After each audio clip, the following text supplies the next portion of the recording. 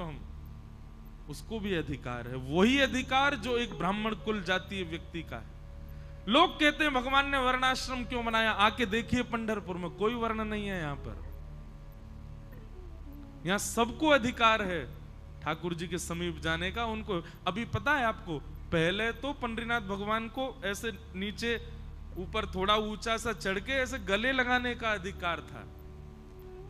फिर अब हम लोग तो बहुत ही ऊधमी है ना, इसलिए ये नियम कर दिया कि केवल चरण छुओ। नहीं तो पहले तो ये नियम था, हर भक्त को श्री पंडरीनाथ भगवान को हृदय से लगाने का अधिकार। सब हृदय से लगाओ फिर जाओ। आकर के देखिए पंढरपुर में कहां है वर्णाश्रम, कहां है जातिवाद। ठाकुर जी नहीं करते, ये सब मानवों ने किया है।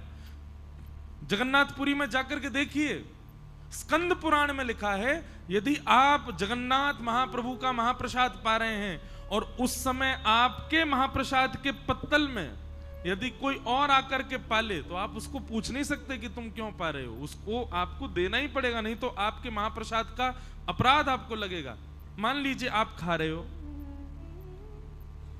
और आपकी थाली, आपकी पत्तल में से केले के पत्ते में पाते हैं, अगर मैं आकर के सामने बैठ के खाने लग जाऊं, अपरिचित व्यक्ति, तो आप मुझे संशयात्मक दृष्टि से भी नहीं देख सकते, मुझे पूछ भी नहीं सकते क्यों खा रहे हो भाई, हमारा है हमको खाने दो। नहीं, अगर आपने ऐसा किया तो महाप्रसाद का सारा पुण्य खत्म हो जाएगा, ऊपर से पाप और लगेगा। ये नियम है, स्कंद पुराण में लिखा है।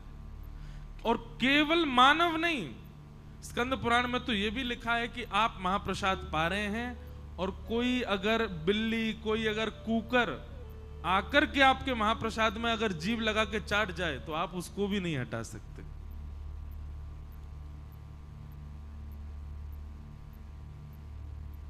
लोग कहते हैं कि भगवान ने ऐसे ऐसे वो छुआछूत कर रखी है, ये कर दिया वो, ये सब ठाकुर जी ने नहीं किया, ये हमने किया। आपको पता है, जैसे पंढरपुर में अंदर प्रवेश का अधिकार है, ऐसे प्राचीन भारत में हर मंदिर में ठाकुर जी के अंदर प्रवेश का अधिकार था। सबको जाकर के ठाकुर जी को स्पर्श करने का अधिकार था, पर कुछ पंथ के लोगों ने उसका दुरुपयोग किया और वे ले जाकर के दूषित वस्तु अपने पास रख के ले जाते थे और गर्भगृह में जाकर के वहां फैला देते थे। समझ रहे हैं बात को, हम क्या कहना चाह रहे हैं? कुछ अन्य पंथ के लोग, कुछ अन्य भाव वाले लोग, जिनको ये सब प्रिय नहीं है, मुगल आक्रांताओं के बाद में मुगलों ने तो हमारे सारे मंदिरों की सारी शिल्पकारियां तोड़ दी। वो तो पूर्ण रूप से चाहते थे कि हम ठाकुर जी को विद्रोह, इनको भी नष्ट कर दें। रूप बदल बदल करके दर्शनार्थी बन के आते थे और मंदिर में जाके उपद्रव करते थे, इसलिए अपरस कर दिया, इसलिए मंदिर में प्रवेश बंद कर दिया। लेकिन वो प्राचीन भारत की परंपरा आज भी पंढरपुर में बची है। मैंने जगन्नाथ जी का स्पर्श किया है। जगन्नाथ जी में भी नियम था, आज से 10 वर्ष पहले, 15 वर्ष पहले हर व्यक्ति भीतर जाकर के जगन्नाथ जी को हृदय से लगाता था। फिर हमारे पूरी शंकराचार्य महाराज जी की आज्ञा हुई कि भाई लोग मनचले बहुत होते हैं, इतनी भीड़ आती है, अब सबको हम ढूंढ तो रहे नहीं कौन कैसा है, कहीं कोई कल को गलत करे अंदर जाकर के, उसके हम प्रतीक्षा क्यों करें, इसलिए उन्होंने फिर वो बंद कर दिया।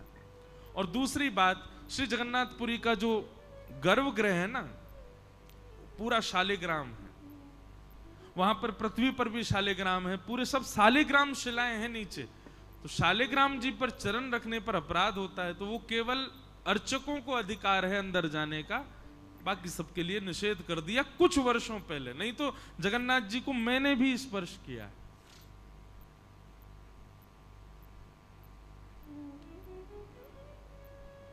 ठाकुर जी तो कभी नहीं चाहते कि आपसे दूर रहें, वो तो सदा आपके होना चाहते। इसलिए भैया पंढरपुर साल में एक बार जरूर आइएगा। आज से ये संकल्प करके जाओ। कथा हो नहीं हो पता नहीं कब हो, पर आप सब संकल्पित होके जाओ। साल में एक दिन निकाल करके पंढरपुर जरूर आइएगा। ठाकुर जी ने सौभाग्य हमको 7 दिन का प्रदान किया, इसका ऋण हम पर चढ़ा है, वो जीवन भर चुकाइएगा। ठाकुर जी को आके साल में एक बार प्रणाम करना है, नाथ हे दीनाचनाथ, आपकी कृपा से हम पंढरपुर आए, आपने बहुत अनुग्रह किया।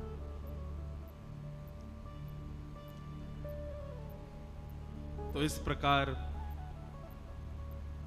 भाव हैं।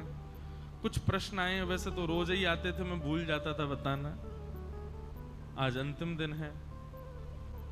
किसी का भाव है निधिवन के बारे में बताइए।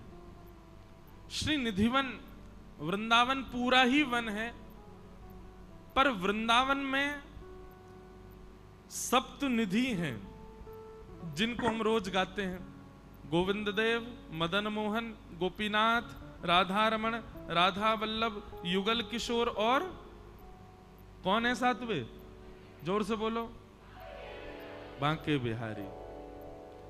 ये 7 निधि हैं। सप्तम निधि जो हैं यानी कि श्री बांके बिहारी लाल, ये कहां प्रकट हुए? ये निधि वन में प्रकट हुए। तो जिस वन ने वृंदावन को ऐसी सुंदर निधि प्रदान की ठाकुर जी की, इसीलिए उस वन का नाम निधि वन पड़ा। तो निधि वन, जहां से श्री बिहारी जी प्रकट हुए। बंधुओं, श्री निधि वन में अपने स्वामी श्री हरदास जी महाराज विराजते थे और वहां विराज करके भजन करते थे। अभी आप लोगों को इसका विस्तार सुनना हो तो 20 तारीख से हमारी कथा सुनिएगा। 20 से 26 अगस्त भक्तमाल कथा प्रथम पहली बार हम करने जा रहे हैं श्री जयपुर में। जयपुर में ही भक्तमाल जी लिखी गई हैं, वहीं गलता जी हैं स्थान, वहीं पर भक्तमाल जी की रचना हुई। और जिस स्थान पर हमारी कथा हो रही है सरस कुंज, सरस कुंज का ही उत्सव है। सरस माधुरी जी के पद में गाता हूं कभी कभी कथा में। बड़ी पुरानी आचार्य परंपरा का स्थान है जिसके निमित्त ये कथा हो रही है। तो वहां पर हम 3 रसिक जनों की चर्चा करेंगे, स्वामी श्री हरिदास, हितरिवंश महाप्रभु और श्री हरिराम व्यास। तो उसमें और विस्तार से मैं बताऊंगा।